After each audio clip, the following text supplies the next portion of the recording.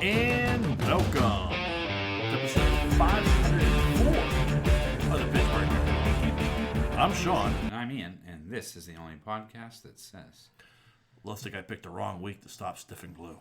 Nice. There you go. How are you, sir? I'm good. Yeah. Exciting times in the area. Cheesesteak Charlie's open in North for sales. I know. I just told you about it. I can imagine you just dropping off Ellie for a dance and making your way over. Might have to give me a call. We can meet for a cheesesteak. Yeah. Pretend we're at the mall. Yeah. I'm very intrigued. I've never seen, and it's like funny, we were just talking about it last week, and this place opened up this week. But I've never seen a standalone Cheesesteak Charlie. No, I haven't either. It's always been like a mall thing. So I'm very intrigued to see like what their menu is. Like are they offering much more than what you would get in the mall? Or is it the same menu? Like it's like I'm very intrigued to see what this is. Yeah, I don't know. Maybe they have a chicken sandwich or something. Yeah. Yeah, I know like they had a bunch of flags and one of them said wings, so I'm like, they have wings? Yeah. You know, so I'm intrigued by this. Yeah. Well, I guess we'll have to wait and see, because, the menu's pretty basic. Yeah. Normally. You know. But that's like, what do you call it? What was it? The Asian restaurant that was in the mall that went solo. Yeah. I can't remember the name of it, but I know what you're talking about, yeah. So, anyway, I don't know. We'll see. Yeah, obviously in a singled out restaurant setting, you can offer many more varieties. Right. Like I seem to remember, if I recall correctly, like when Rax was in the mall. Oh, Rax. That was the shit. Their milkshakes were fucking amazing. Amazing roast beef sandwiches. I miss you, Rax. God bless you. They had a beef and cheddar too. Yeah. We're not going to go back down the road with that and Winkies. But as Ian grabs himself a beer. Rax roast beef is it's phenomenal.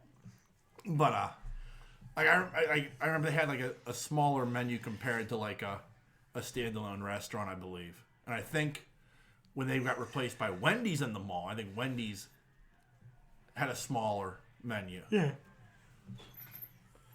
So I'll be intrigued to see what's in them. I may go there tomorrow. Like I may just say, fuck it, I'm going to get myself a cheesesteak, Charlie.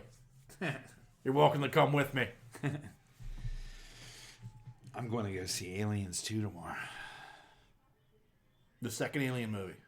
With Row House Cinema. Where's that at? I think it's in Lawrenceville. Yeah. That's interesting. Yeah, they're I'll tell you in 1 second. The one in Dormont used to do that. The Hollywood Theater in Dormont. Yeah. Because I went and saw Blade Runner there.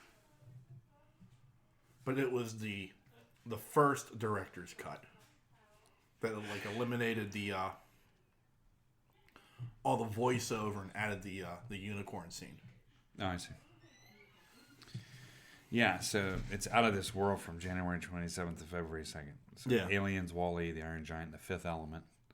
All great movies. Yeah, and then the next series is... Yeah. So Speed, Get Out, Raiders of the Lost Ark, something like that. Wow. And then Japanese Film Festival. Wow. Yeah. Yeah. That's interesting.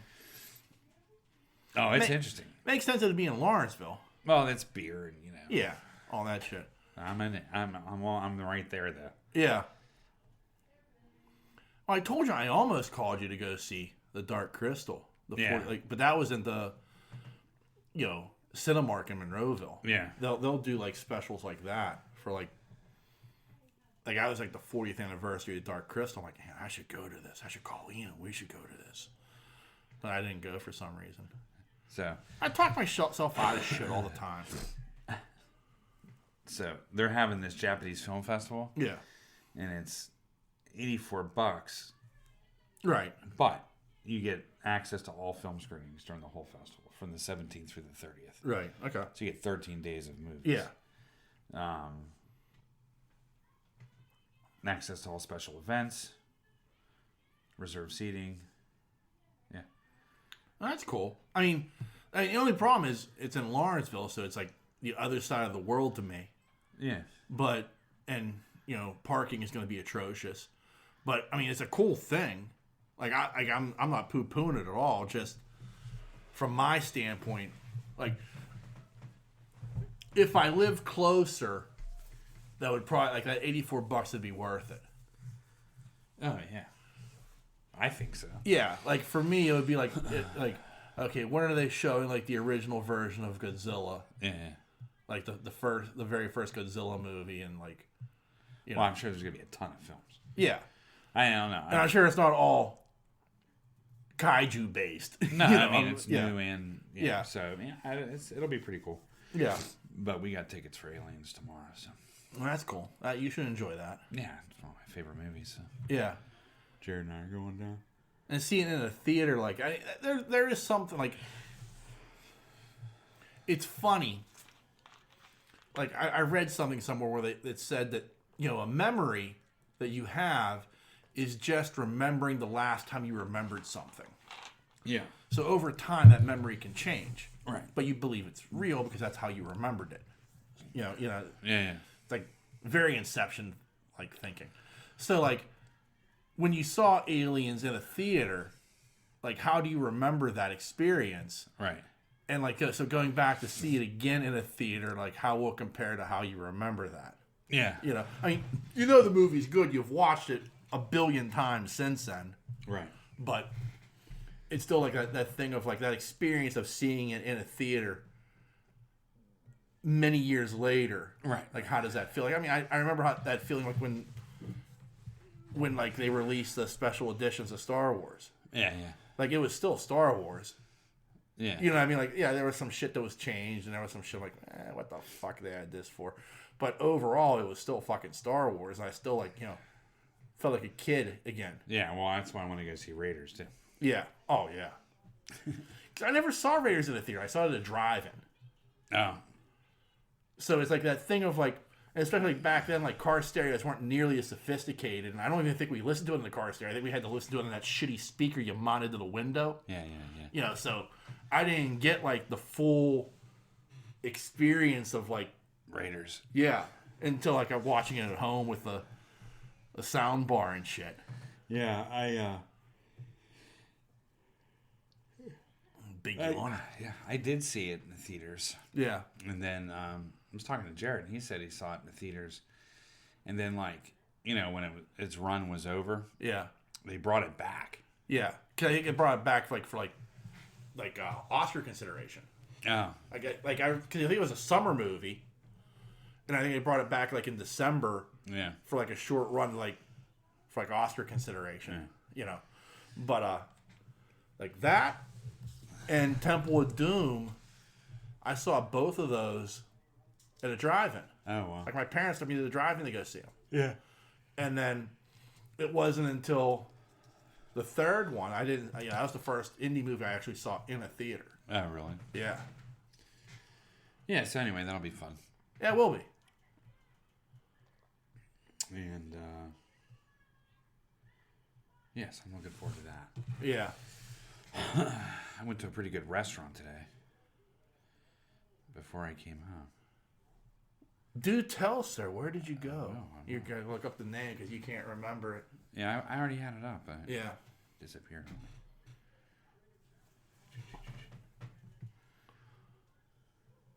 He's an old man, folks. The memory's just not there. Yeah. Shorty's Tap Times Taco. Shorty's Tap Time Taco. It was right. It's right across from Purgatory in the waterfront. Right Yeah. next to Lowe's. Yeah. Like I know Lowe's what is you're talking there. about. It used to be a bar. I can't remember what the name of the bar was. Yeah. But yeah, it's like a one of those chain bars. Yeah. That was there forever, too. So the food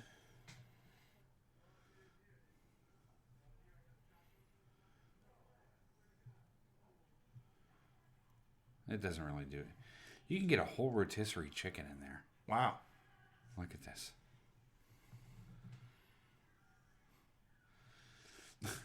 That's Here's your tacos. Yeah. Here's your rotisserie chicken. Yeah, just cut it off the pickled bone. onions. Yeah. All your stuff.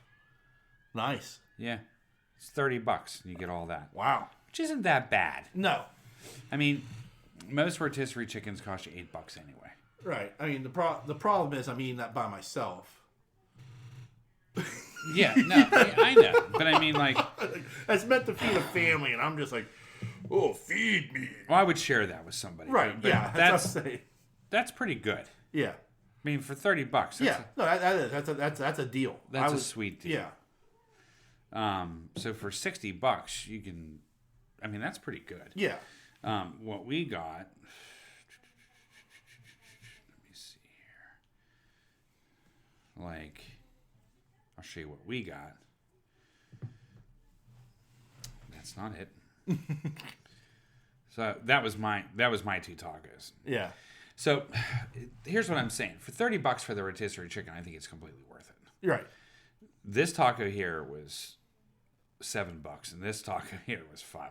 Yeah. This is, of course, has heat, and this is ribeye. Okay. Cut down ribeye. Yeah. Yeah. I mean, it was good. Right. But $7 I thought was a little expensive. Right.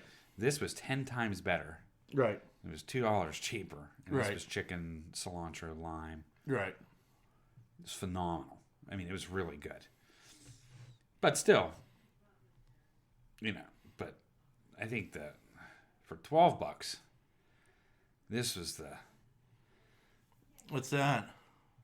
The taco pizza? No, not a pizza. It's nachos in a pizza box. Oh, okay. So it's a large pizza box, and you just fill it with nachos and all the toppings and stuff like that. This took the cake. This was really good. Nice. So all in all, I thought it was kind of expensive. Yeah. Then we saw this guy. No, I'm just kidding. Aww. Virgil. But Virgil. breaks my heart every time. Every fucking time. So it was good. It was just a little pricey. But inside, I really liked. Yeah. We sat in a nice booth, there's TVs everywhere. The game was on. Yeah. They have a huge bar. And they have games everywhere. They have 4 dartboards in the front. They had Walking Dead pinball game and a Kiss pinball game. No. In there. Automatically, 2 pinball games gets you the Ian Bellamy thumbs up. Yeah. The atmosphere is fucking great. Yeah. Atmosphere was phenomenal. So I like that. I like that aspect of it. Yeah. I liked even at the pinball games where you put your drink down. Yeah. They had a scanner QR code. You just scan right on your phone and order your drinks right there. Nice. Yeah, it's like pinball junkie. Yeah. You don't want to move from the machines. So Nice. Yeah. So it was. So I did play the Walking Dead pinball game. But they have that bar shuffleboard in there too. Oh, okay, yeah. Yeah. So I definitely thought it was pretty cool. That's cool. Yeah. It's pretty open. I don't remember what was there before, but as I said, it was a little pricey. The food tasted great. Right. You just didn't get enough big portions. I mean, it was like just little tacos. That's how I always. But feel it was about places stuffed. like that. I mean, the tacos were. I mean, there was a lot of meat in the taco. I have to say that. It wasn't like they were chinsing you. Yeah. But still, $5 for $6 for a taco. It's like, But I'll definitely go back. Put it that way. I'm glad we went there. It was Bree's suggestion we go there, actually. Yeah. Because we were going to go to Burgatory. Yeah. And Bree wanted to try this place. I was like, I don't know. It looks like a bar, so I had to go in and check it out to make sure I could take Ellie in. You know what I mean? Like, I didn't know what kind of... But what the deal was. Yeah, it was completely cool. And they also have like 3 fire pits outside you could sit Yeah. if you wanted to, which I dug too. Yeah. So with these real nice Adirondack chairs. Yeah. It was a cool place. That's cool. Man. Yeah. It was a perfect night to go out to. It was like 40 some degrees. Yeah, it was just warm enough where you could be comfortable. Yeah. But not like cold. It was like, but cold enough that like the fire felt good. Yeah. Yeah. So it was cool. It was definitely a cool place to go. That's good. Yeah, I think I'm gonna go play some pinball next week. Like that's only my problem with places like that though. It's like even like Bull Run Taco. I feel like they're pricey in what I'm getting. Yeah. Like I'm paying it's like I wish I had like a okay, yeah, here's a deal, buy 3 tacos for X amount. It's always like it's like so much per taco. I'm buying 3 tacos and I feel like I'm at the end of it I'm like paying like $25 for like and like Plaza Azteca, it's like the same thing, like Mad Mex I get at least like perhaps the problem is I'm not a big fan of Mexican food to begin with. So like when I go to like Mad Mex I get like a chicken it's like a wing taco. Like it's like chicken tenders with wing sauce on it. And then the dreaded waffle fry comes with that. Oh god. But the only good part of that is like I don't eat rice or beans or anything like that. So like Mexican sides, so it's like I'll accept the waffle fry because You don't eat beans? I don't. You don't like refried beans? No. Oh my god. It's one of my favorites. Yeah, I mean I don't begrudge anybody who does, but I just like I'm just not a fan. Yeah. Like I just can't get into. So like even like my taco, like if I get like a beef taco, it's like beef and cheese. Yeah. Because so I'm like Mexican food's just lost on me, unfortunately. But anyway, this was good. yeah, but like it sounds interesting. But the other side of that is like it. I don't think I'd get my money's worth out of it. Yeah. You know what I mean? But it sounds like a nice restaurant. I think you'd like what I got. Yeah. Because there wasn't. Yeah. I mean, there was a little bit of pico on one. An onion. You like onion. And you like the chicken. Yeah. So, I mean, like, this was. It's not like it's. What am I trying to say? Like a burrito with, like, beans and rice and lettuce and all this crap. Yeah. It wasn't that. Because I think you would like traditional tacos. Because a traditional taco. Like. It's just like. Pork or beef. Right. And the sauce. Yeah. And that's really a traditional taco. Yeah. Like, that's what I like. Do you know what I mean? Yeah. And I think you would throw a little cheese on that and, like, I'm good. I think you would like the actual yeah. true version of a taco. Right. Versus what everybody thinks a taco is. Right. Do you understand what I'm saying? Like, I don't need the lettuce and tomato. I know that's... I mean, when you see street tacos, like good street tacos, it's... Yeah. It's a taco shell. And yeah. Not a shell, but soft taco with, all the fixings in it. Yeah. Just sop it up and eat it. But anyway, but it was good. I just thought it was a little bit pricey, but, Yeah. I think Burgatory is pricey too. Right. I agree. But, I've never been to Burgatory either. I'll tell you what, I have to say their burgers are good.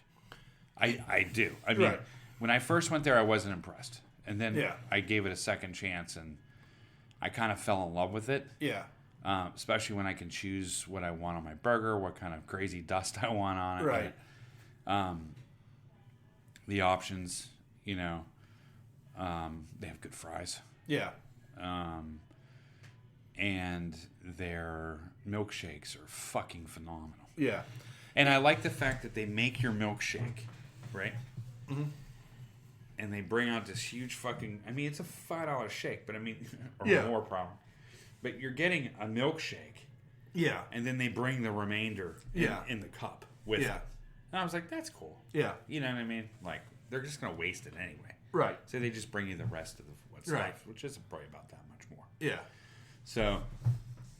But But I do like their burgers. Like I said, I just think it's a little pricey. Now, last time I went, Doug and I went, and he got a chicken sandwich. Yeah.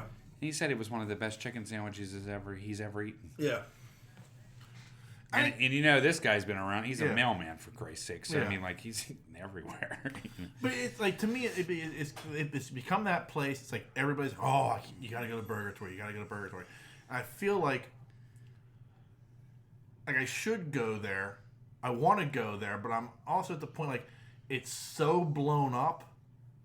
Yeah. You know, that and I'm a simple man. Like, I just want a bacon cheeseburger. Yeah. You know, I don't need crazy bullshit. I don't need, all the fix. Give me a simple bacon cheeseburger.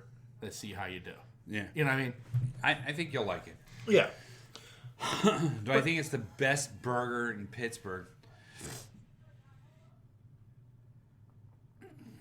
Or chain burger? No. I still think Chili's has the best burger. I will go. I will go Five Guys. No, wow.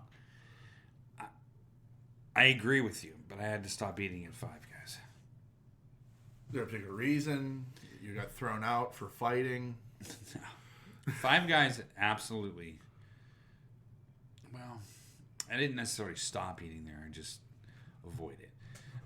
No, I agree with you. I think they have the best burger. Yeah. It tastes like my grandmother's burger. Yeah. And it's literally the best burger. It's a greasy, like it is what it is. It is exactly. It's not trying to be something fancy. It is a basic, cheeseburger. But it is good. Yeah, and it's greasy and it's nasty and it just holding up a middle finger to your arteries and saying, "Here I come." Yeah, and the cheese is like melted perfectly and the bun's perfect. Yeah, like it's tough to top, in my opinion. Yeah, that's what I mean. I would put Five Guys number 1, Chili's number 2, because Chili's has a fucking excellent burger. Right. They do. I don't know what it is about Chili's.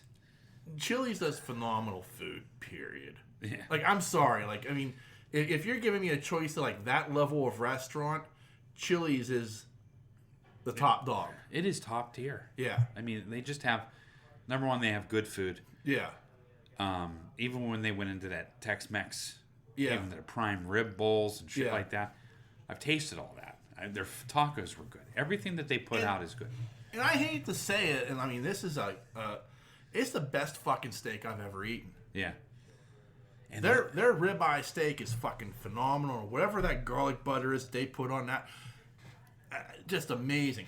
And I mean, and that's like, and I've been to like good steakhouses in my life. I've been to top tier steakhouses. Yeah. And this is the best steak I've ever eaten. Yeah. And their spring rolls, which have been around forever, but they're fucking good. The only thing I don't like, what they did. Oh, back to why I won't eat Five Guys. Because you left us hanging on that. Right. They fry everything in peanut oil. Oh, okay. Is that like an allergy you have now? Well, I've had that allergy. Oh, you have? Okay. But I've stayed away. I stay away from peanuts, and I stay away from tree nuts. Okay. Because it blows my eyes up. I think that's what was blowing my eyes up for so long. I've known you for 40 some odd years. I had no idea you had. But you've seen my eye go crazy. Yeah, I have. Before. Yeah.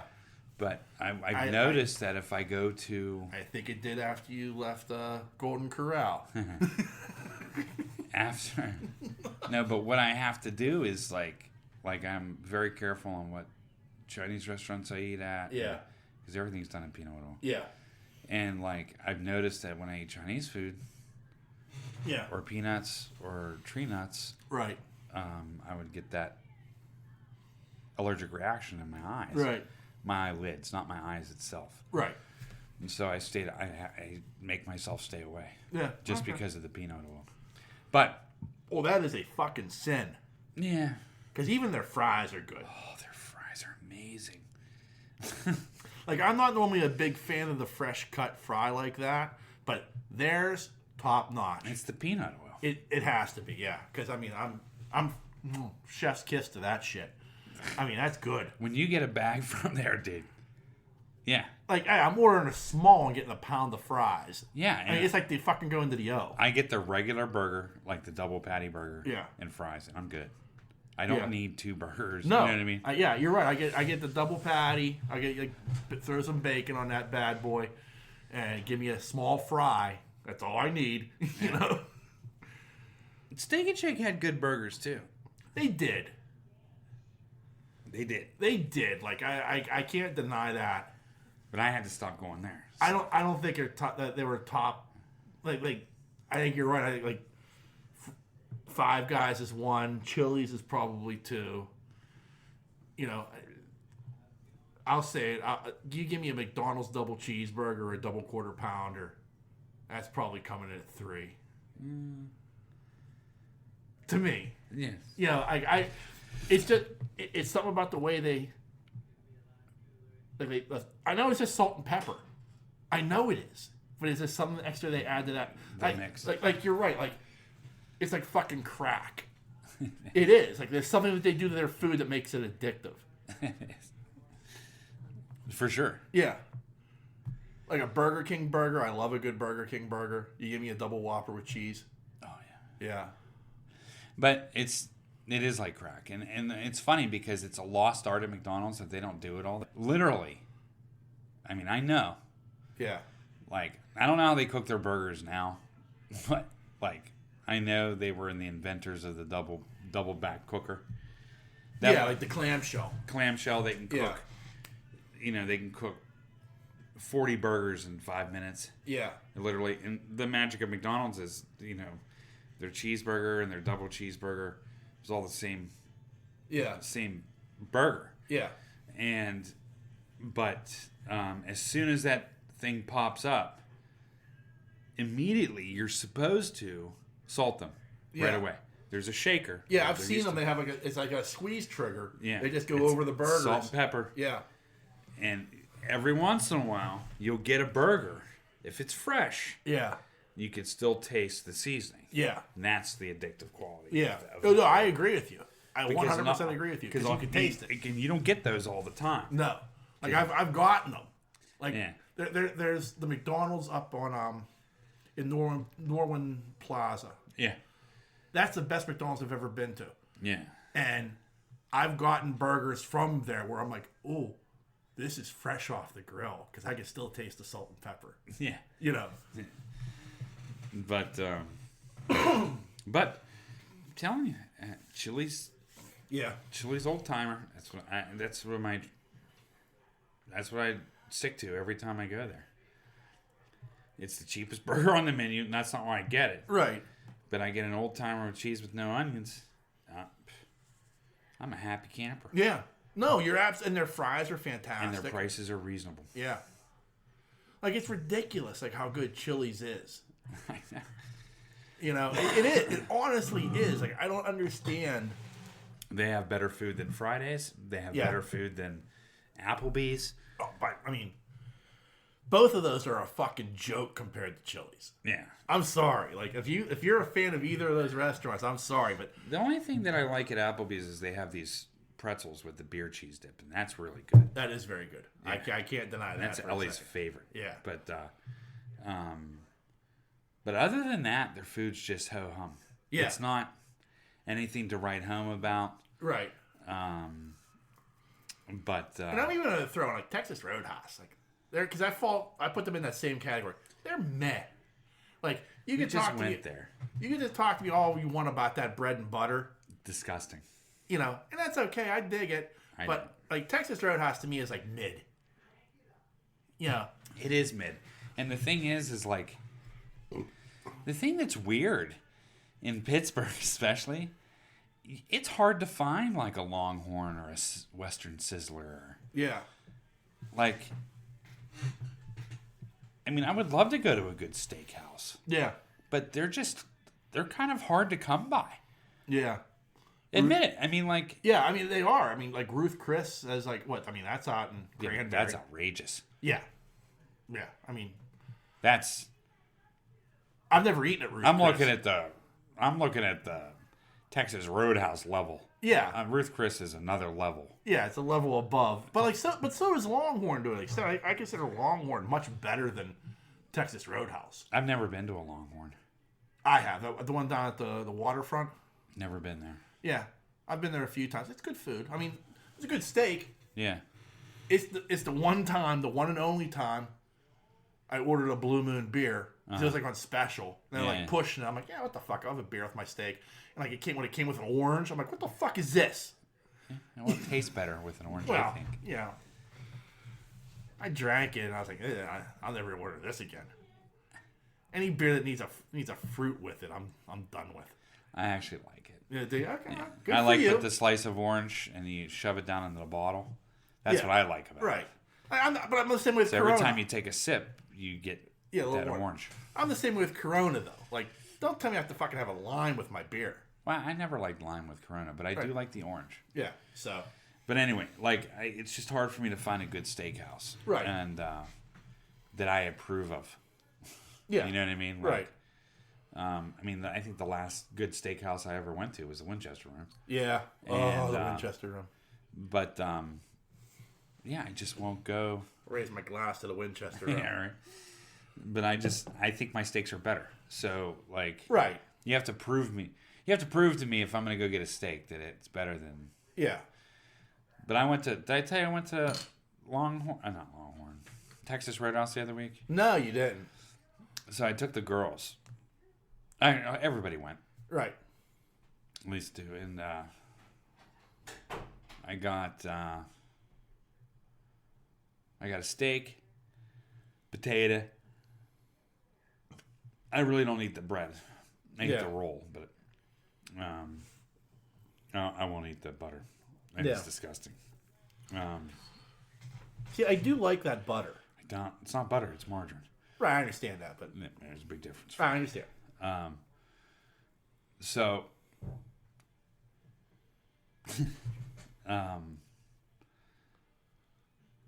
I got, and he was like, "Hey, you want that loaded? You want cheese and bacon and your potato?" I'm like, I almost said no. Usually, Yeah. and I'm like, "Yeah, fuck it, just put it on there, whatever." Yeah. And got the steak. Steak was good. Yeah. Was it better than mine? No, but it was good. Yeah. And I almost got the prime rib because that's usually what I get there because I can't get that anywhere. Right. But no, we got a steak, and I got their salad because I think they have one of the best side salads around. Yeah. I'm throwing that out there. Okay. I think it's one of the best salads you can get in a restaurant. It's better than Chili's, better than anywhere around. It's almost like you're getting a Cobb salad. Yeah. It has egg and bacon in it. Right. Fucking, it's a really good fucking salad. Tomato, no cucumber, just cheese, crude. It's perfect. It's what I like in a salad. And it's big. Yeah. Steak was good, but I got to the potato,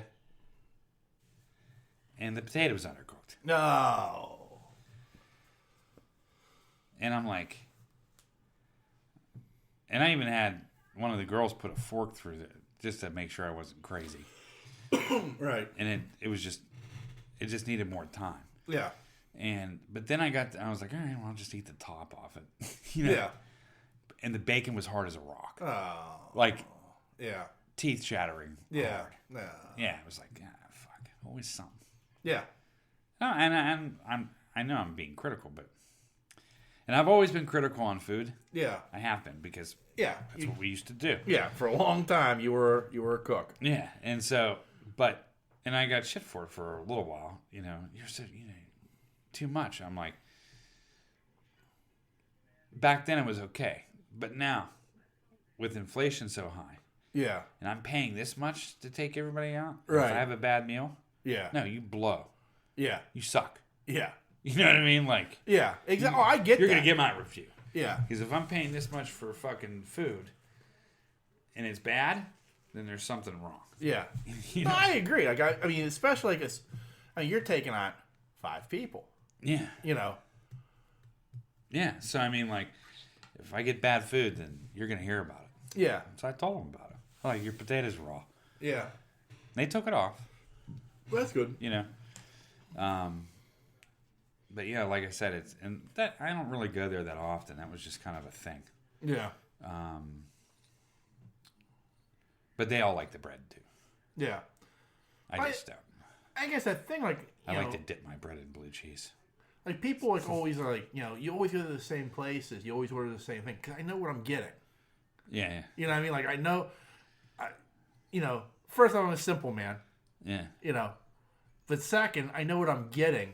So I know what my expectation level is. And with what you're paying nowadays, like in the past 5 years, like the way, like, I'm going to get what I know I like.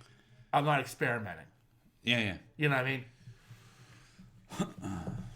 Yeah, it's funny how you know what you're going to get. Yeah. Because I know what I'm going to get at Denny's almost every single time I go. Yeah, me too. I know if I'm going to Eaton Park, I know what I'm getting at Eaton Park. Yeah. It's either going to be a regular burger or it's going to be the K-Boy. Yeah.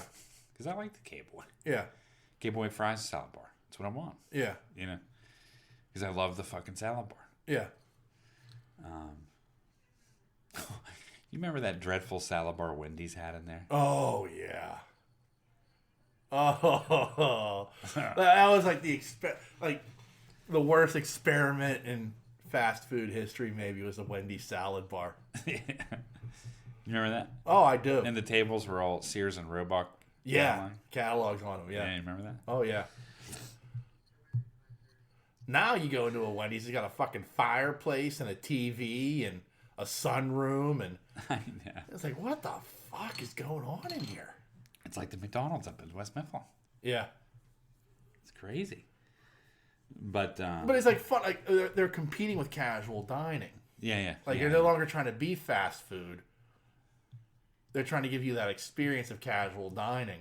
It's like an interesting thing at these fast food restaurants. Like, I just wish they would just like, hey, we're fast food. Fuck it. Like, bring back like the fucking 1980s playground. And bring back all the old characters, Big Mac is the sheriff and Mayor McCheese and Grimace. Just go full bore back to what you used to be, like back in the glory days. Instead, it's like they've gone they're all gray now and shit. Yeah. Put Hamburglar in a tux. Yeah. Fuck. Yeah. What the fuck is this? Like, they completely abandoned Ronald. Yeah, they did. They turned their back on that part of their history, and it's like, wow. Bring back the hand puppets. Yeah. Oh my. Yeah, it is kind of odd. It is. It's really odd. But they're trying so hard to be adult. Yeah. And it's this weird thing of that's not what McDonald's should be. Right. I don't know. Maybe that's me. But it's McDonald's should be bright and shiny and exciting, and a fucking scary clown's gonna come out and hey everybody, meet the Hamburglar. That's the kind of shit that should be going on. Yeah. It should be, their ad should be something out of HR Puffin stuff. Yeah. Instead, I'm loving it. I've got fucking, what's his name? I can't remember. Some old guy dun, dun, dun, dun, I'm loving it. I'm like, what the fuck? What? Oh, who was the guy? He was if you listen to the commercials, the guy who does the voiceovers on them now, and I'll get his name in just a second. It's on the tip of my tongue. He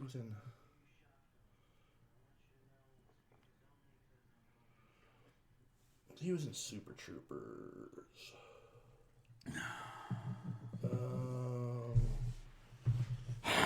Brian Cox. This guy.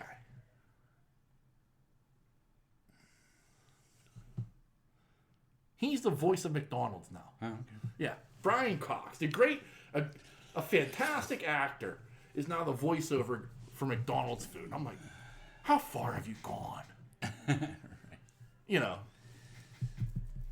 Ray Kroc is rolling over in his grave right now.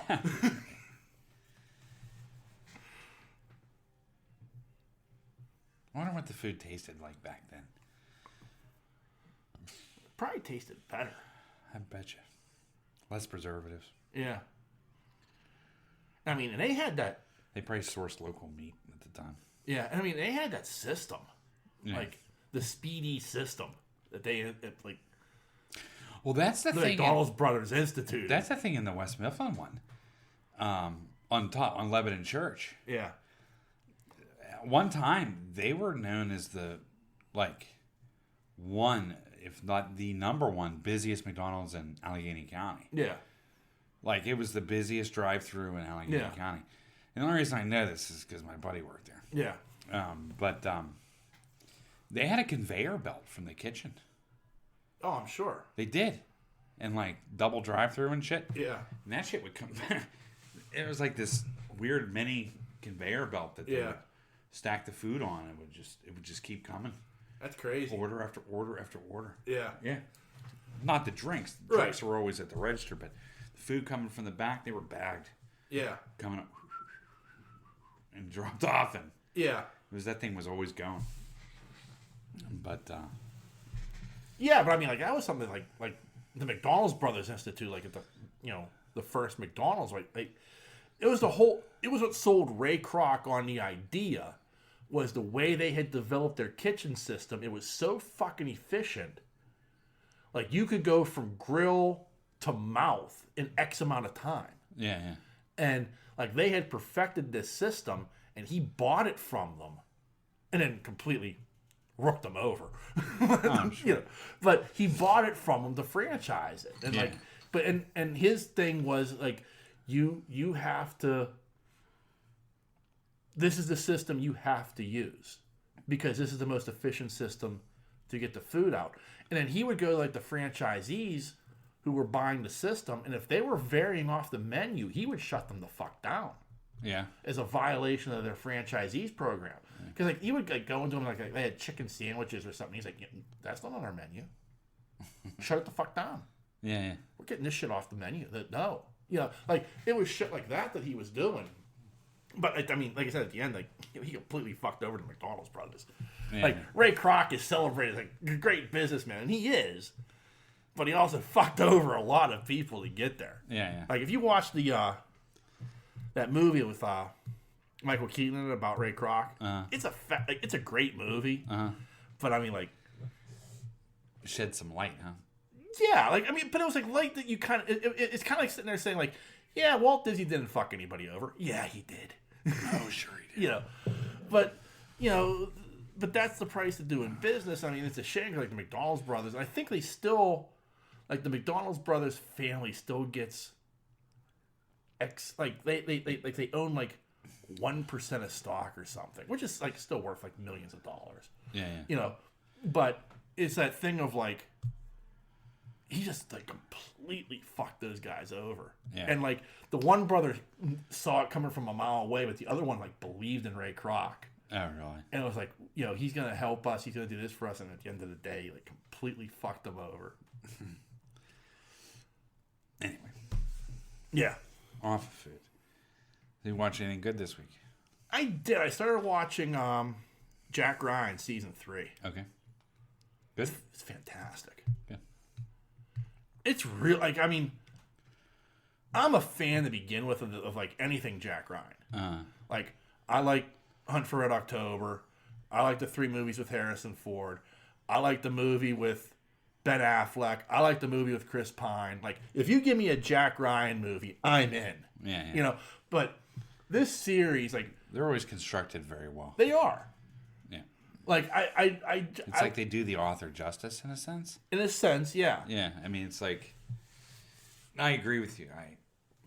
Wholeheartedly. I think Jack Ryan movies are great. Yeah, I am all in on a good Jack Ryan movie. And this series has just been so fucking good. Yeah. I love this. You told me you'll love the first season, the second season's okay, and you were right. I love the first season, the second season was okay. This third season has been very, very good. I've enjoyed the shit out of it. All right, I'll pick it up then. Yeah. I do. I agree with you. I think it's a good series. I like Krasinski as Jack Ryan. Yeah. You know, I enjoy the heck out of it. Like, I'm like 6 episodes into this, I think, and every episode I'm like on the edge of my seat, like, holy shit. Nice. Yeah, Well, I started. I'm way deep into it. I don't know how many more episodes I have left, but I've been watching National Treasure. Okay. I actually like it. Yeah, and that's what I plan on watching next. Yeah, I mean it's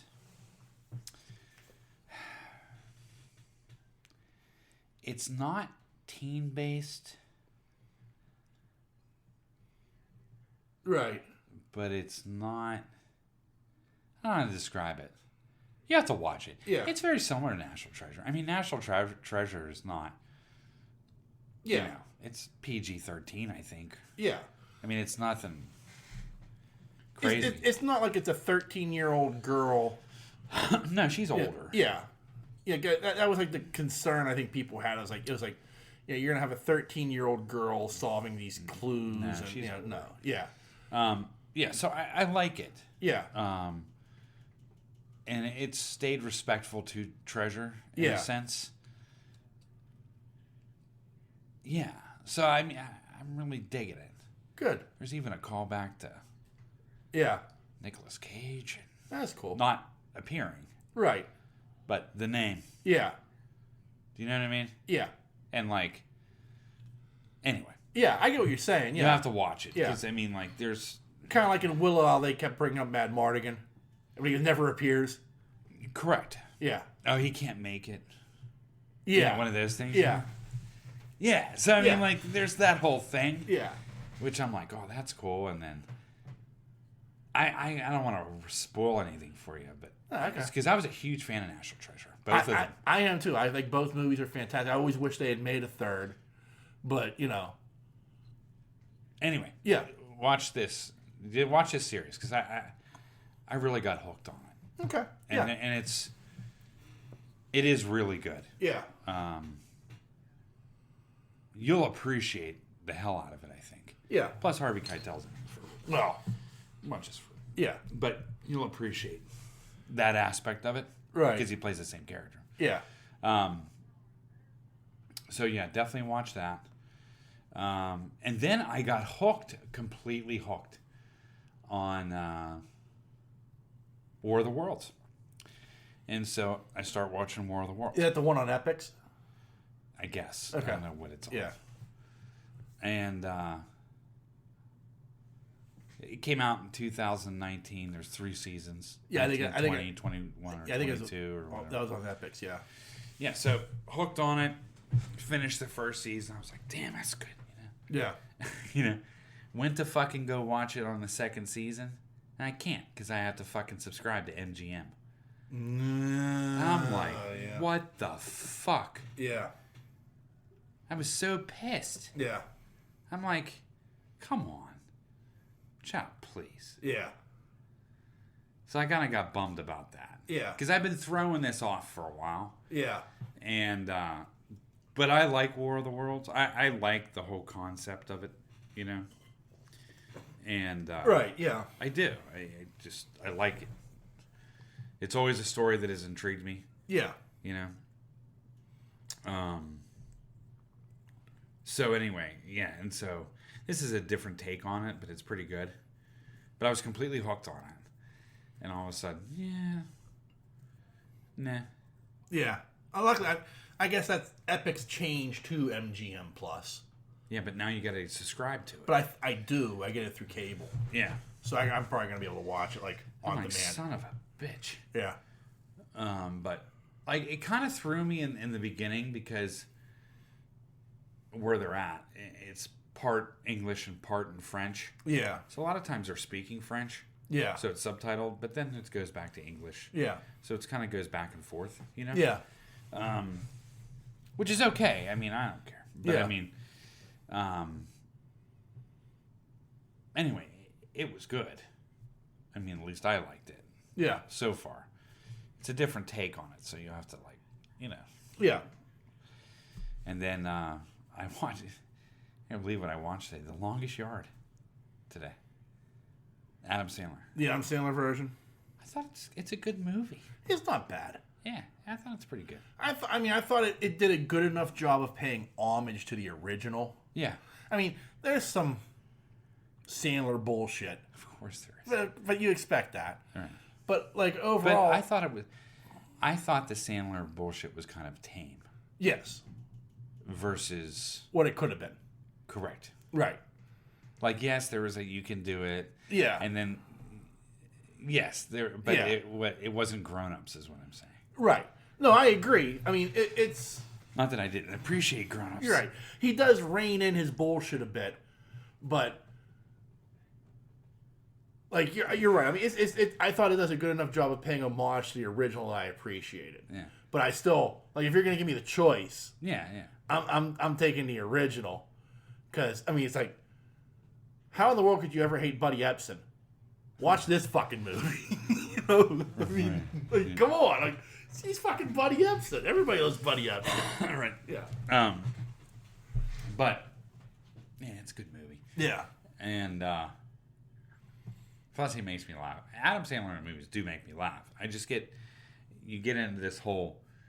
I got into this whole thing with Sandler the same way I did with Will Ferrell, the same thing I did with Jim Carrey.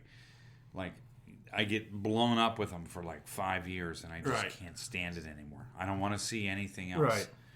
And, like, I'm in the minority, but I'm like one of those people that don't like Billy Madison. I just don't think it's a good movie. I get it. I like The Waterboy. Yeah. I do. And that's just as silly. Like, if you give me the choice, like, I'm going Billy Madison, Happy Gilmore. And I do like Happy Gilmore. I just think it became too much for me. Right. I get that. Like, but then he puts out something like 21st Dates. Yeah. It's an amazing fucking movie. Yeah. It is. It is. And it has Sandlerisms in it. You know what I mean? Like the dumb shit and Rob Schneider in 21st Dates is great. What was the one that took place in the 80s? Oh, The Wedding Singer. The Wedding Singer, yeah. Great. That's a fantastic movie. And there was another movie he made. I just watched it for the first fucking time. The one with with that guy in it. It came out of your ass. Yeah. The one with Jennifer Aniston. No. I watched that too. That was funny. No, it wasn't Jennifer Aniston. It was... Uncut Gems. Uncut Gems. He's like got a gambling problem or some shit. No? Okay. I'll tell you in 1 second. Okay. Ian's looking it up as we speak. Trying to figure out what the fuck he's Blended. Oh, okay, yeah. It's fucking great. Yeah. Yeah. It is. I was like, wow, this is really good. Yeah, he does interesting stuff now and again. Yeah, I thought it was fantastic. Yeah. And that was from 2014. I'd never seen it. Yeah. I was like, what? Yeah. How did I not see this? You know? But he does do some good stuff. But I honestly think that, like, I know his serious stuff is good as well. Yeah. That he does very well. Yeah. But to this day, I still think 21st Dates is probably one of my favorite Adam Sandler movies. Yeah. It's just so fucking good. Because it has a lot of Sandlerisms in it. You know what I mean? Like, right. A lot of that crazy shit. And he always brings his friends in the movie, which I really respect. Right. But it's... how do I say it? It's reeled in to an extent. Made more of like a... reeled in more like a blockbuster. Yeah. More, you know what I mean? Like Big Daddy. Oh, that was a good movie. That's a great movie. Hey, Little Nicky was so terrible. It was fucking awful. It was, but it had all the Sandlerisms in it. I mean, that shit. Yeah. So I mean, there is like a fine line with him. Like Big Daddy's a great movie, and it's like, I can't believe he made that movie. And it's funny as fuck, and it breaks your heart, and has all that bullshit that goes with it. And then you get that really shitty version of Mr. Deeds. Yeah. Yeah. Like, oh, this is horrible. But like in that Blended movie, I love how he calls back too, because in Blended, the first blind date that he took her on was to Hooters. Yeah. He takes a date to Hooters. Right. But I don't know. I like Sandler. And I like how Sandler stays true to his people that stuck with him from the beginning. Right. Yeah. There's a lot to say about someone like that. Right. You know what I mean? Agree. Huh? Like there's that for lack of a better term, I'm gonna call them a troupe of guys that are like in every Adam Sandler movie, even if it's like a bit part. Right. They like, oh yeah, he's been in every fucking Sandler movie. Right. But outside of what I'm saying is like outside of Chris Rock, outside of Spade, outside of what's his name? Big guy. Yeah. Outside of those guys. Right, outside of those guys, he's like that core group of guys that are like in every fucking movie. Yeah, exactly. And he's giving them shots like the one guy is like in like he played the referee, like he's hitting the balls in The Longest Yard. Mm. He's in Grandma's Boy. Like he wrote that and Sandler produced it.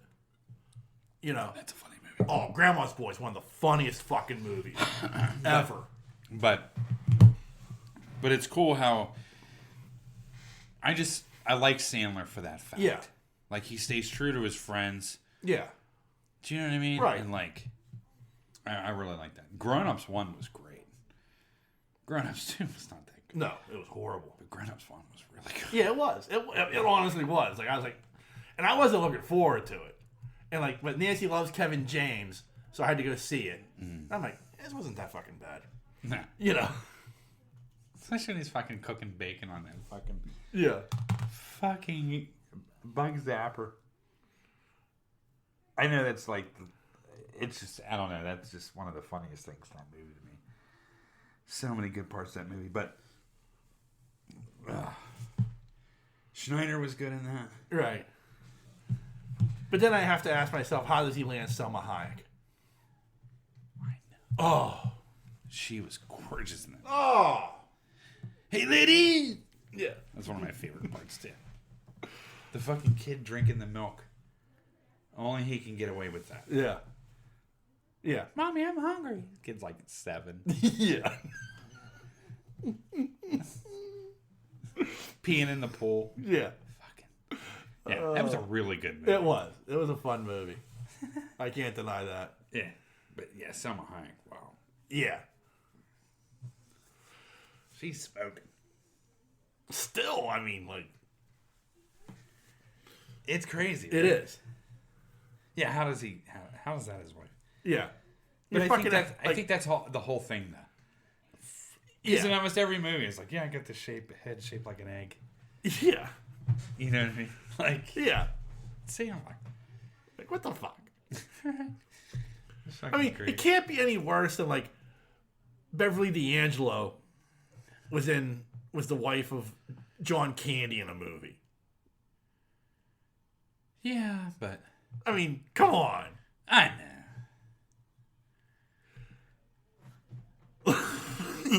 But it's believable. I don't know. I don't know. I'm watching that going, how did this fat fuck land that hot chick? Yeah. Well, but even like John Candy and Uncle Buck. Yeah. How Aunt Jackie, I can't remember her name, start coming on to him and stuff and everything. And I'm like, yeah. I don't know. Laurie Metcalf is well out of John Candy's league. Yeah. Yeah. What? Yeah. But one of the funniest scenes in that movie. Want to get a rat and gnaw that thing off your face? No. That was funny. No, that was... When fucking Jackie came over and he was fucking pounding that washer trying to get it to work. And he was like, come on. Don't you remember that? Oh, yeah. And she comes and she's like, oh, my God. Like that. Yeah. Oh. And when the dog licks her butt. And then, but what was funny about it was that John Candy realized what she was thinking he was doing. Right. You know, and then he started laughing about it. Yeah. And it was almost like a break in the movie. Yeah. And that's what you get in Sandler movies, which I like too, is that break. Yeah. Do you know what I mean? When they start fucking digging on each other. Yeah. Oh. Fucking Schneider singing like Love Ava Maria. Yeah, like they throw in like an odd inside joke. And you're like, how the fuck did this make it in the movie? Like, there's only 5 people laughing at this and they're all on screen. You know? Yeah. But it's funny. Yeah. I don't know.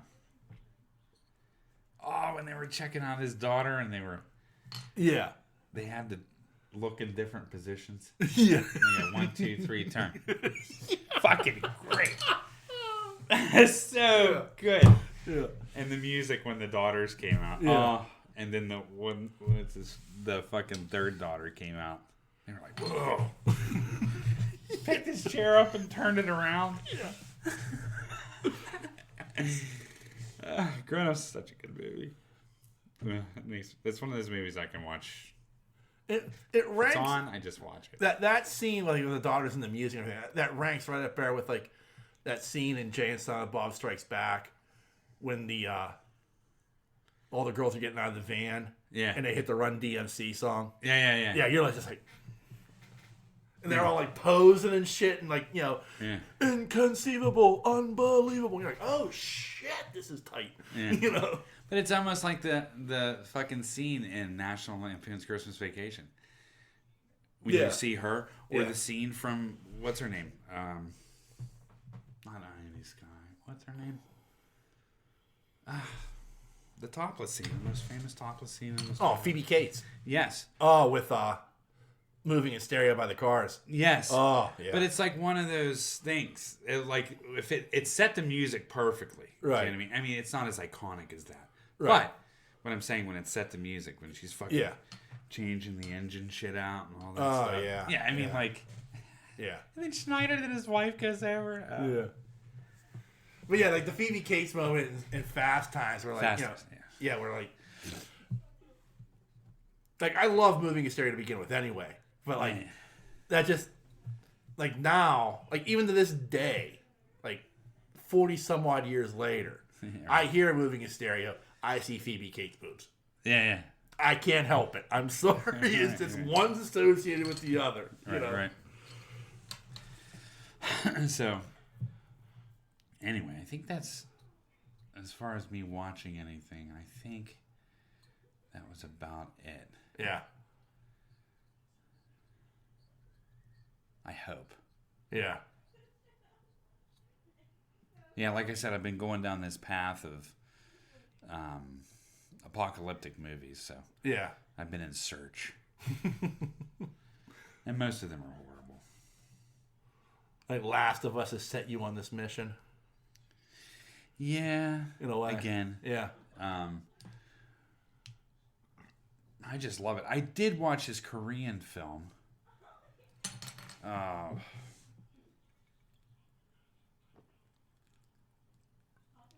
it was from like the writers or the directors from Busan, Train to Busan. Yeah. And something else. And it was actually pretty good. Yeah. Effect-wise, it was amazing. Yeah. Just the story got a little lost on me. It was about AI. Uh-huh. And but it didn't give a lot of backstory, which I wanted a little bit more backstory on, if that makes sense. But visually, it was amazing. Acting was good too, but they were able to freeze. They were able to transfer the brain or some memories. They could do that. Like I could transfer me into you. If I was dying, what I'm saying, they could save my brain cells or memories and they could transfer me into someone else. Right. For money. Right. But if you didn't have the money, you were called like a class D or something like that. Right. And then you didn't have any control on what they can do to you. Okay. Like the more money you had, the more control that you had over your own. Right. Like you could just live forever if you had enough money. But if you didn't, you became property of the government. Right. So it was that effect. Right. So I liked it. And that whole... Yeah. I really appreciated that side of it, you know? And what they were doing is they were making... or trying to make weaponize AI. Right. Do you know what I mean? Yeah. From this one person. Yeah. So, and I'll have to deal with that. But I can't remember the name of it. It was pretty good. If you look up North Korean movies, I'm sure it's not North Korean. It sounds. If you look up Korean movies, it's there. It sounds a little like there was that show on Netflix that ran for 2 seasons. Like you had a chip in your spine, like you had one of your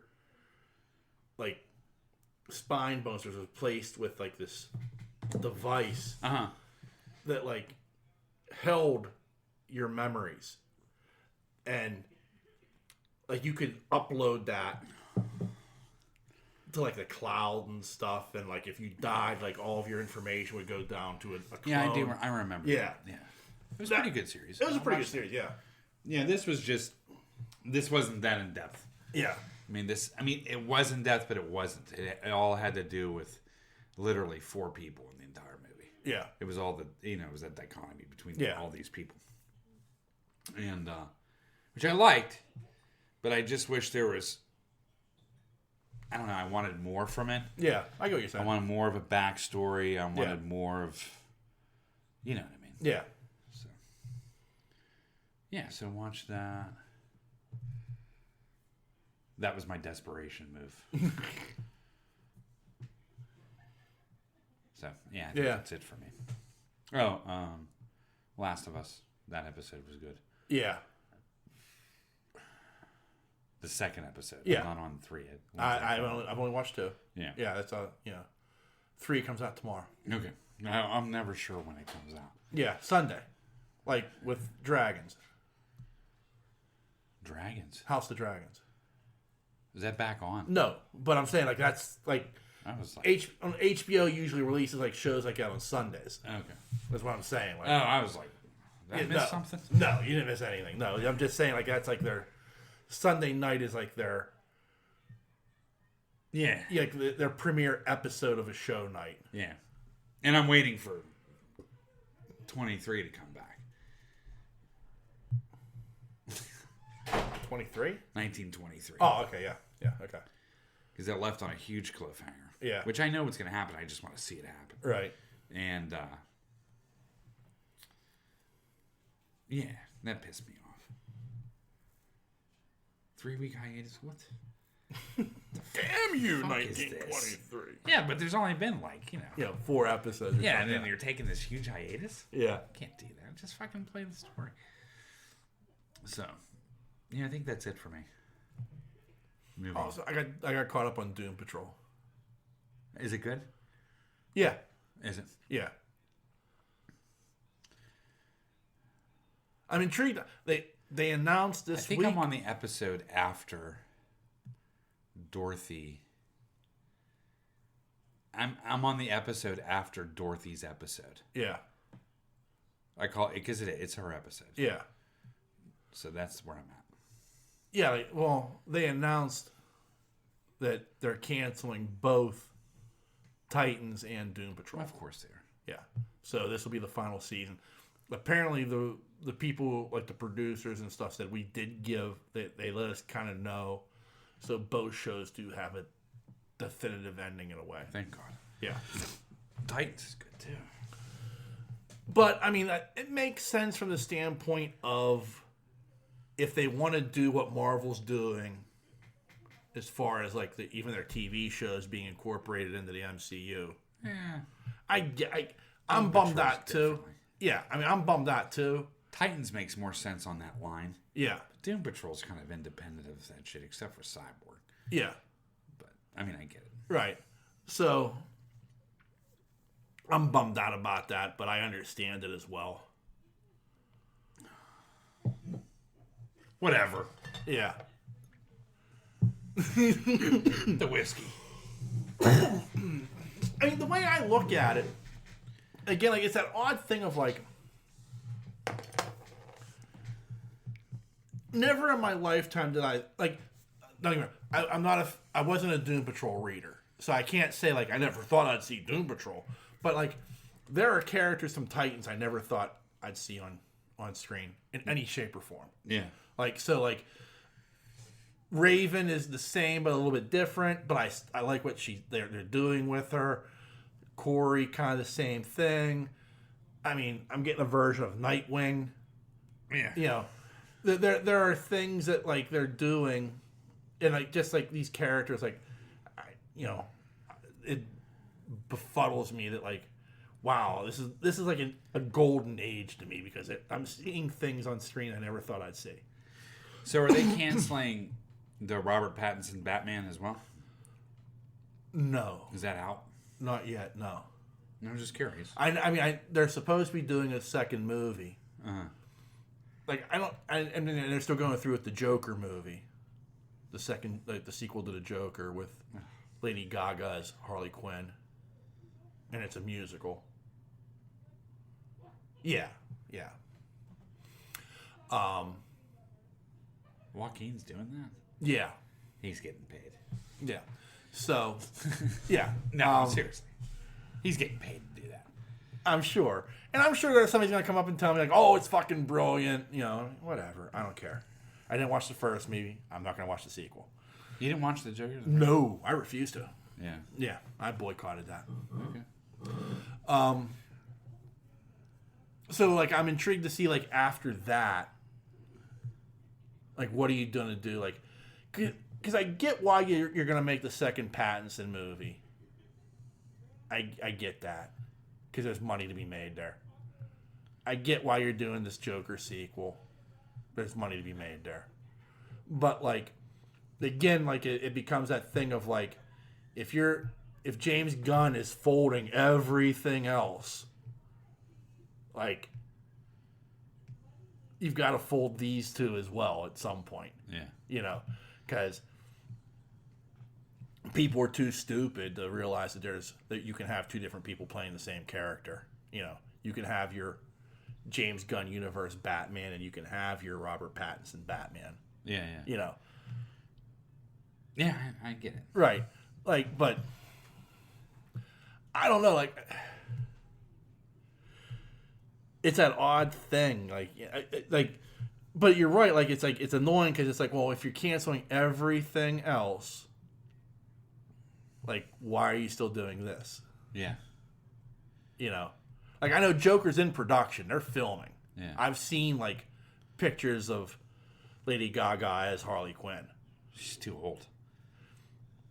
Well, I mean, either way, I just don't care. You know? Yeah. Like, what about on the new Batman? They haven't. I don't think they're in production yet. I think they're still in pre-production. It's like you could cancel that right now, but they're choosing not to, and I wonder if that's like a direct order. Yeah, like you can't fold this. This is a moneymaker, you know. So I don't know, but it's. Hopefully the soundtrack's a little bit better. Yeah. Hopefully it moves a little bit better. Yeah. But it's that odd thing of like, I guess the only way I can compare it is like, there's Marvel's MCU, and then there's Sony. Yeah. You know what I mean? Like, you know, there's the MCU, and there's that shit that Sony does. Nah, they're not all of it shitty. Like, okay, like I admitted freely, like I didn't think Morbius was that bad, but come on, it wasn't that good either. No, you know what I mean? But it wasn't that bad. Like, it's watchable. Venom was okay. I can't. I love the Venom movies. Venom 2 was a little bit better than the first one, but not that much. You know, like, I like the Venom movies. I know you do. Like I know, and I know I'm in the minority when I say that, but I'm such a huge Tom Hardy fan. That yeah, like you forgive. Yeah. Hijinks and shenanigans. Yeah. But I like the look of Venom. Yeah.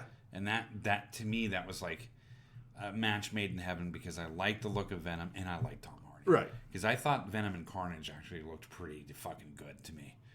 Yeah. And especially that they ate heads off people, which was even fucking better. Right. No, I agree. I thought they did a lot right. The relationship between Venom and him was really good. Yeah.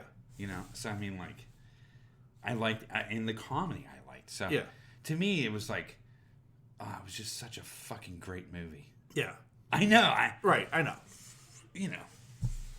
I mean, it's like, you like movies, and then Six Pack comes along, and you love Six Pack. True. I mean, but it was a terrible movie. Yeah. I mean, but it's Six Pack. I mean, there are minors acting as a your crew for a NASCAR race. That's just not legal. It's horrible. It's horrible. You can't have a 7-year-old as a jackman. Right. He was.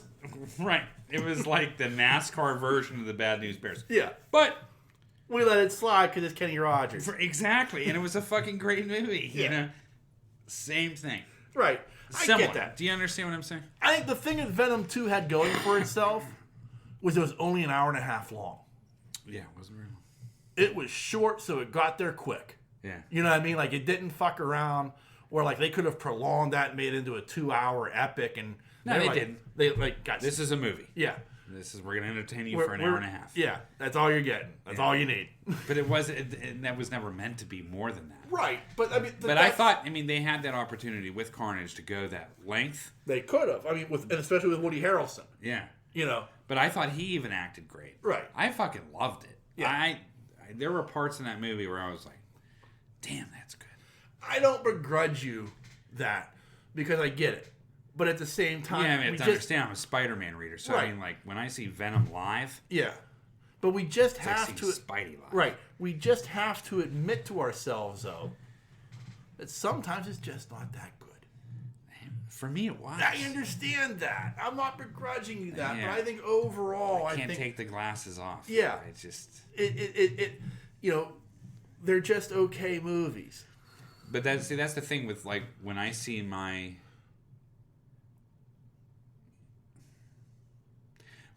hero come to life, right? With Spider-Man, right? Which for the most part was pretty good, right? All the movies. I'm including. Right. I didn't like Toby. Right. But in all the movies, they're pretty good. Right.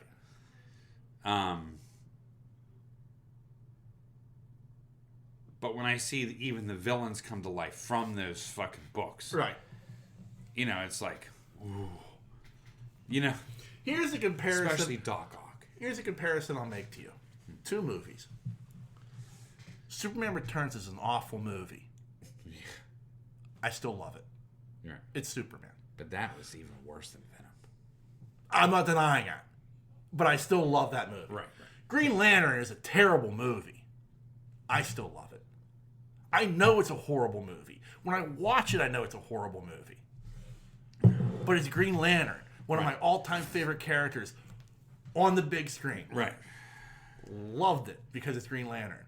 But I will tell you, boldface, it's an awful fucking movie. Yeah. I can, and so Superman Returns. Like, Creeper Superman is like, I'm like, oh my God, this is horrible. What is like, there is shit that takes place in that movie where I'm just like, this is fucking awful. Worse than fucking King Kong's finger. Yeah. Which, the most violating thing I've ever seen in my life was King Kong's finger. But there's Superman. Yeah. Yeah. So yeah, I mean, there's stuff that takes place in Superman Returns. I'm just like, oh, this is just so fucking awful. But then at the end, I get the speech. I'm like, oh my God, this is so I mean, I get it. I completely understand where you're coming from with that. But I put the rose-colored glasses on when I view that movie because it's like, it's Superman. I love Superman. Why is he creeping? Why is he being a peeping Tom? I don't care. It's Superman. It's like Rocky IV. It's like Rocky IV. It's a horrible fucking movie, but I'll watch it every time it comes on because it's Rocky. Yeah. So I get it. I can completely understand your point of view on that. Yeah. It's just, for me, I just admit to myself, they're horrible movies, but you love them because of who you're seeing on the screen. The death of Apollo Creed. That's 3, though. No, 4. That's 4. 4. Okay, no, I'm thinking 5. 5 is the one that's absolutely horrible. The one with Tommy Gunn. Yes. Yeah, that's terrible. That's a horrible movie, but I will watch it every time because it's fucking Rocky. The only part of that movie that was redeeming is when Mickey, the ghost of Mickey. Goes with the fucking subway going. Yeah. Is the only captured shot in that entire movie that was good. No, the entire movie. That's the only shot and speech in that movie that was actually any good at all. I didn't hear no bell. Exactly. Oh. But that was the only part of that movie that was good. I get it. That was a horrible movie. Horrible. I mean, I know you. I like Rocky 4. I know you don't. Like I can deal with Rocky 4. I'm okay with Rocky 4. Even the speech at the end of it. You didn't like me. I didn't like you. I don't like the sun. Yeah, but I get over that because it's it makes me feel good about being an American for like 10 seconds. I know. Yeah. Rocky 5. It's like, that is like the movie that should not be named of Rocky movies. it's like what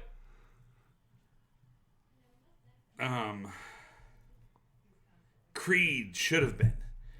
It was like what Creed. It was like his early version of Creed that never came out of the box. Yeah, like he never got to develop it. He had this great idea, and then probably the studio stepped in and said, "Oh, we're going to do this." I really, honestly think it was Creed before its time. Right, I get that. I do. Yeah, because it was very similar, except Rocky was really like. This is gonna sound horrible. Muhammad Ali-ish. Yeah, he was very punch Too drunk. many punch drunk. Too many punches to the head. Yeah, and I was like, when I first saw it, I was pumped because they were showing you in all the. I remember. Yeah, because I'm a huge Rocky fan, and I remember the previews. And I'm like, oh shit, yeah, Tommy Gunn, look at Rock. You know what I mean? I was like. This would be the best movie on the planet. You know what I mean? I was like fucking on cloud 9. Yeah. I mean, I was. Because, I was a boxing fan anyway. Yeah. Right? So I'm like, the Tommy Morrison. This is fucking crazy. I mean, it was blowing my mind. Yeah. And then I went and saw it in the theater. And I was like, I was so depressed from Rocky that I couldn't concentrate on the rest of the movie. Yeah. Yeah. No, seriously. I get that, yeah. Like, they turned him into this. I mean, like village idiot. Yeah. That I couldn't. The doddering old fool. I know, and I just couldn't. I couldn't get past it. Yeah. Now, when I saw it, and that's when Balboa came out. Yeah. I was like, oh, here we fucking go. Yeah. Here we go. It's such a redeeming movie. It was, but I didn't know. Yeah. Like. And I was very hesitant. I didn't even see Balboa in the theaters. No, neither did I. I saw that. Because I was like, I can't be depressed for the next year like I was with fucking Rocky 5. Right? Yeah. I mean, that's what's in the back of my head. Right. And then all of a sudden, Balboa came out and it was like this fucking gem. Yeah. It was. I thought he should have been up for an Oscar for something for that fucking movie. Yeah. It was a fucking gem. It's a beautiful movie. It is. And like, but you can see the punch drunkenness. You can see it. Yeah. But it's not so like, I mean, like, in Rocky 5, you're like, does he help me getting across the street? Yeah. Right? But I mean... Should he be supervised at all times? Yeah, I mean, like, why is he walking? Yeah. But in he should be wearing a helmet. Right. But Balboa, he's driving his van. And he's running this restaurant the best he can. He's doing the best he can in Philly. You know, whatever he has left, fucking idiot. All of his money's gone. Yeah. You know what I'm saying? Yeah. And he's just back to basics, drinking the fucking eggs again. Yeah. But, I mean, that's kind of what it was supposed to be, right? Right. Living in a row house, you know, I mean, like that kind of thing. So I got that.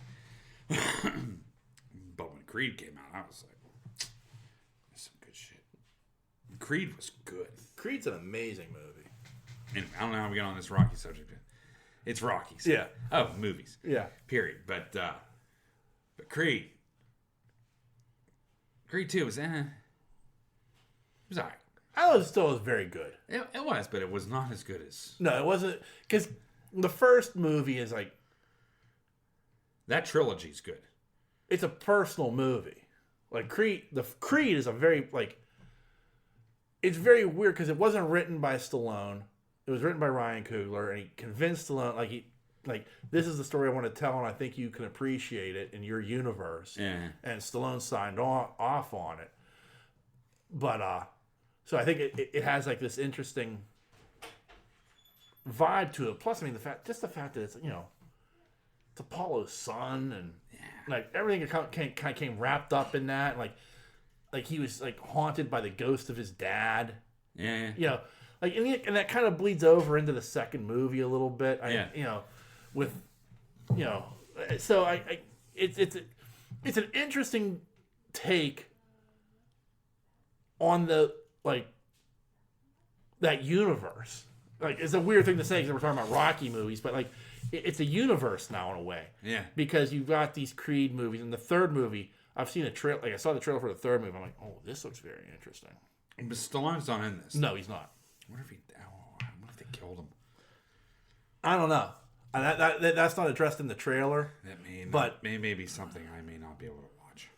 That second where they're like, he's like, visiting Rocky's grave or something. Yeah, it's kind of sort of like that Clerks moment when you realize she's dead. Yeah. I don't think I can do that. Yeah.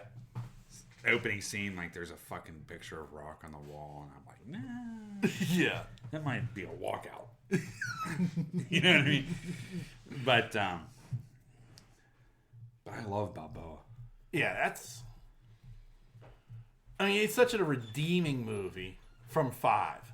Like, 5 was so fucking awful that, like, you're right. Like, even I was like, he's doing another Rocky movie? Get the fuck out of here. Yeah. But then I saw it, and I was like, this is a fucking beautiful movie. It was. It was very reminiscent of the first one. Yeah. And, like, in that moment, like, the best part of it is, like, Rocky loses the fight again, but, like, even, like, he's, like, walking away, like, it doesn't matter. Yeah. I went 12 rounds with the champ still.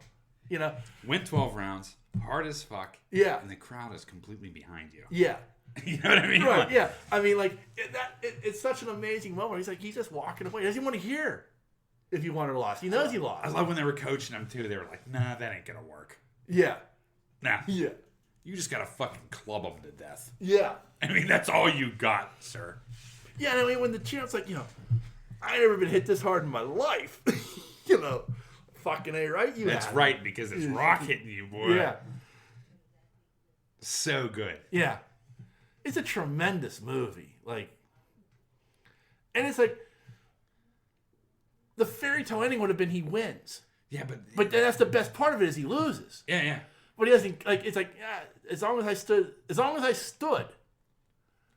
which has always been Rocky, as long as I'm still standing at the end, I don't care. Yeah. You're right. It's going to sound pathetic too, but even my favorite Rocky movie is 3. I know. Oh, no, I get that. I know. Yeah, But number 3 is it for me. It's just... It just brought you up, down, and then up. Yeah. Do you know what I mean? It was just so good. And Mr. T was so fucking badass in that movie. Yeah. Oh. That's the best version of Mr. T. Come on, woman! Yeah. I was like, who's this cat? Yeah. Right? And like him in the audience. Yeah. You can almost hear him growling. Yeah. Yeah. You know what I mean? Yeah. Thunder Lips. Oh, yeah. Oh, yeah. It was like, I don't know, it was a dream come true. Yeah. You know what I mean? No, like, I was like, oh, there's hope, But, it's still my favorite. I still like, 2's my favorite. And it's not because he wins at the end. It's like, there's that moment, like... 2's probably pretty close to that for me. But, like, there's that moment where, like, Apollo Creed's like, I need to fight this man again. And like he's talking to his advisors and like the guy who's his trainer, the bald guy. And the guy's like, I ain't ever seen a man take a beating like that and keep coming. He kept coming. He didn't retreat. We don't need this. Right. You know, and he's like trying to convince them like this man is not a man. You know, this is a demon of some type that you beat the fuck out of and he kept coming. Right. He never stopped. You know, and it's like such a great moment. And Apollo Creed's like, no, I need to beat this man. Right. Like, you know, it was a personal vengeance. Yeah, because like people were like, you know, the crowd was against him, and even though like, and the press was like, well, you really didn't beat him, right? Like, you know, he killed you. Yeah, you know, this was a nobody that took you to the limit, right? You know, and so you know, so like that moment alone makes me love that movie because it's like. He's the one person who's willing to be honest with Creed, and he's telling him, like, we don't need this. Yeah. Like, move on. And for as unbelievable as the boxing was, it's ridiculous. Fucking good. Oh, yeah. When Creed's loading up like this, yeah. Oh, I was like, that's sick. You know what I mean? Like, for the kid in me, I'm like, look at him. You know, because I love Creed, too. Like, I really like Creed. Yeah. Like, I thought he was like, that's what a champion looks like. Right. Like, Carl Weathers is amazing in those three movies. Oh, he's amazing. Yeah. You know what I mean? Like, and when Rocky goes to him for help, like that whole, like, you make fun of it, like the montage on the beach and everything with the high ringer socks. And, yeah. Oh, I mean, that's great stuff. Like, he's like, we're going back to school. Yeah. Yeah, you know. And then the great soundtrack. Oh, yeah. That was, dude. Yeah. That was back to the basics in that fucking dungy gym. Yeah. But it was cool how they showed how he was training before. Yeah. You know? Yeah. And then all of a sudden he was going back to the bottom of the barrel. Yeah. You know what I mean? Yeah. Yeah. That's, but Carl Weathers is so good. And like, I mean, especially in 2, like, it's like he's a man possessed because he wants to show the world that he's the number one. Yeah. He's the number one boxer. Right.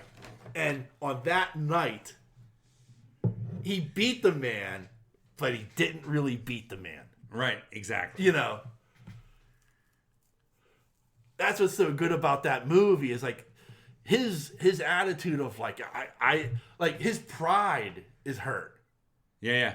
You know, and I love that's what I like about that movie is like because it would be easy to just walk like I did what I had to do. You know, we're moving on. You know, no, he's like no. I've got to beat this man. I have to show the world I'm the best boxer in the world. Right. You know, some palooka from Philadelphia is not going to get the best of me. You know. Well, and what was even cooler in 3 when he just fucking let him have it. Yeah. When Creed let Rock have it. Like, what the fuck is wrong with you? You mean he didn't say fuck. Yeah. You know what I mean? Yeah. It was like heartbreaking. Yeah. And then the slow music comes in. Yeah. You know what I mean? Oh, but, yeah. Like, he just let him have it. I was like, what the? Yeah. What are you doing? You know? Yeah. And that's when the whole comeback montage started. Yeah. Oh, yeah. This and the dancing and everything and feet and kissing what's his name. Yeah. Oh, so good. Yeah. That was a well done movie. It was. Stallone can make some good shit. Yeah. And that's why Stallone, for me, will always have it over Arnold. Yeah. No, I agree. Because Stallone can just... He's made some stinkers. Yeah. Oh, there you go. Yeah. But he makes some really good movies. The ones, especially the ones that he writes, are usually pretty good. Yeah. I mean, you know, John Rambo. Yeah. And that first old man Rambo, like in the jungles, like just melting people with fucking 50 calibers. Like, Oh, you mean the new John Rambo? Yeah. Oh, yeah. Yeah. It had like Indiana Jones effects. Yeah, Do you remember? Oh, yeah. That 50 cal, and you see their heads popping off. Yeah. Oh, I'm like, when I first saw that movie, I was like, here we go. You know, John Rambo again, back in the jungle. Yeah. You know what I'm saying? Yeah. And they're showing it. It's like, what the fuck? This is the best thing I ever saw in my life. Yeah. You know what I mean? Like, he just melted that guy. Yeah, it would look like the end of Indiana Jones when their fucking faces melted off. Yeah. It was like, and his head was like, oh, I was like, whoa, what is happening right now? Yeah, like, that guy was just a puddle when he was done. Amazing shit, right? Yeah. That was an amazing comeback movie. And the last one, phenomenal. Yeah. Phenomenal. It's almost like the same recipe, right? He took it down to the first one. Yeah. And that's pretty much what he did. Right. But he threw in a little spice, you know? Yeah. But I mean, like, it's that same kind of writing. Yeah. Like, he kind of broke it down. Right. To where it's not all the red bandana and the fucking jade necklace and, you know. Yeah. You know what I'm saying? Like, it was different. Yeah. But Rambo 2 was good, I have to say. Oh, yeah. As a kid, it was good shit. The first movie was amazing. The first movie on its own was amazing. The First Blood is one of those movies where, like, shouldn't even have been connected to the rest of the Rambos. Right. But, like, it was like the first movie, like, I remember. Actually, believe it or not, for me, I think that. How many Rambos were there? 4? 3? No, not counting the new ones. Right. I think it was. First Blood, Rambo 2. Part 2. I think I only made 3, because I think the third one was the one where he went to Afghanistan. You know, and that was like that horse shit. So I think it was only the 3. Because I think it should have been like 1 and the last one. Yeah. Well, those two match up for me. Right. But anyway, you were saying. But, like, First Blood was the first movie I heard my dad and Pat Coon talking about it. And they both agreed that it was like one of those rare movies where, like, you legitimately thought, yeah, this could really happen. Yeah, it was like completely realistic. Yeah, this guy is such a badass that he could take out, you know, he could be a menace for, like, a small town. Oh, yeah. And their National Guard. Mm-hmm. Like, you know, like, it made sense to them. And I was like, oh, shit. You know, I'm like 14 or something at the time, and I had no clue. But it was like, okay, yeah, that makes sense. Yeah. You know? So it's like, yes, I mean, and Brian Dennehy is so fucking, we're talking about an underappreciated actor. Oh, yeah, for sure. Brian Dennehy, you know, he's so good in that fucking movie. He's like the dickhead sheriff. Oh, yeah. But it's a great movie. Yeah. And it told the tale of what, it was telling that tale. Yeah. Of a guy coming home. Yeah. You know what I mean? Yeah. It was a great movie. It was. It was a fantastic movie. It was so good. Yeah. And he was good in it. Yeah. You know? Yeah, that's why I like Stallone, man. Yeah, I mean, I prefer Stallone, too, and I think of other movies like Victory. Oh, what a great fucking movie. Did he write that? I don't think he wrote that, but I mean, like, great movie. It's a great movie. I mean, he's fantastic in it. I mean, you know, I don't like soccer, but even I'm like, this is a great fucking movie. Yeah. You know. Nighthawks. There's a movie that nobody fucking talks about. He didn't write that, but that's an amazing fucking movie. Cobra's fun. It's a fun movie. Yeah. And the first Expendables was phenomenal. Yeah. Which he wrote. Yeah. And he wrote all 3 of them, but first one was great. Yeah, the first one's great. And we can get on the list, but we're not going to. Yeah. But what I'm saying is, he writes some good stuff. He does. He's underappreciated as a writer and an actor. I mean, even go back to like Copland. Yeah. That's a great movie. Yeah. Like, and you like as an actor, like again, he didn't write that or anything, but like he's going head to head with De Niro. Yeah. You know, and holding his own. Yeah. You know what I mean? Have you watched this new one he's in? No. This new series he's in? No, I want to. I got to sit down and watch that because I'm not normally into gangster stuff, but because it's Stallone, I'm willing to give it a shot, and it looked very interesting. It's pretty good. Yeah, Tulsa King. Yeah. Yeah. Which I think is done by the same guy who does, Yellowstone and all that stuff. Oh, really? Yeah. I didn't know that. Yeah, that guy's writing a bunch of shit. He writes that show with Jeremy Renner's in about the prison in the city around. Like he's like the latest it guy. Yeah. And I think Paramount has him locked up, and he's just writing a bunch of shit for them. Well, that's a good show too. Yeah, but this Tulsa King one. Yeah. Yeah, I got to give it a shot because I don't appreciate gangster stuff, but with Stallone, I'll give it a whirl. Yeah, you should because it's kind of cool. Yeah, I think you'll like really appreciate. Yeah. Where he's coming from, and like they hit the head on all marks on like, he's been in prison for 30 years or whatever. Yeah, he's didn't coming snitch. Huh? Didn't snitch. Loyal to the family. Yeah. Expected to be rewarded for his loyalty, and he gets sent to Tulsa. Correct. Yeah. And like, but he's also behind in the times. Yeah. In a certain amount. Right. You know what I mean? Yeah. So, he doesn't understand things, and sometimes he does understand things. And, yeah. Yeah, I get it. Yeah. Yeah, it looked interesting. I wanted to check it out. I just haven't had a chance. Yeah, because it's Stallone, right? Yeah. So, it's pretty good. Can't believe he looks that good for being he's got to be almost 80 now, right? He's got to be close to 80. I don't think he's close to 80. I don't know, man.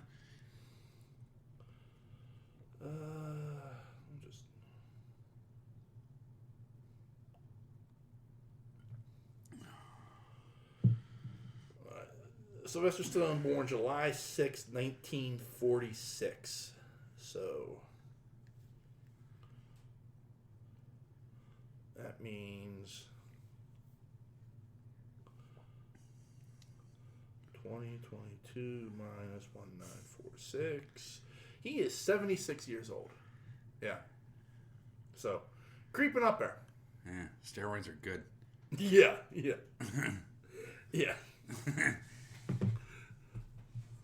Let's wrap this up. Okay. Because we've been at for an hour and 42. Oh, right. Okay. Yeah.